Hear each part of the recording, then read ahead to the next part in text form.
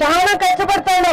నేను ఎంతో మందిని కలిసిన ఆరోగ్యం బాగాలేదమ్మా చేర్చుకోలేకుండామమ్మా అని చూపించుకో, మెడ్రాస్ లో చూపించుకో, ముంబైలో చూపించుకో, ఎక్కడ చూపించుకున్నా మనకు 1000 రూపాయల పైన ఏం ఖర్చైనా ప్రభుత్వమే భరిస్తుంది ఆరోగ్యశ్రీ కింద.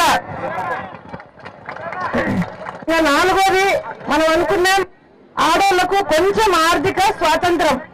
మనం ప్రతిదానికి ఇంకొకరిని డబ్బులు అడగకుండా మనకు మన స్వాతంత్రం ఉంటే బాగుంటుంది అనుకుంటాం కదా, అవునా కదమ్మా? డ్వాక్రా వాళ్ళందరూ మనం అదే కదా అనుకుంటేది. అందుకనే కదా మనం పొదుపు సంఘాల్లో చేరేది. రవణ్య మొత్తం ఎక్స్ప్లెయిన్ చేసినాడు. మీకు రుణాలు మాఫీ చేస్తానన్నాడు. మాఫీ చేసినాడా? మాఫీ చేయలే. దాని మీద వడ్డీలు పెరిగిపోయినాయి. 14 నుండి వడ్డీ రూపాయి పెట్టాలి. ఆ వడ్డీలన్నీ పెరిగి ఇప్పుడు అన్ని పెరిగిపోయినాయి, వడ్డీలు పెరిగినాయి. జగన్ ఏం చెప్పినాడు?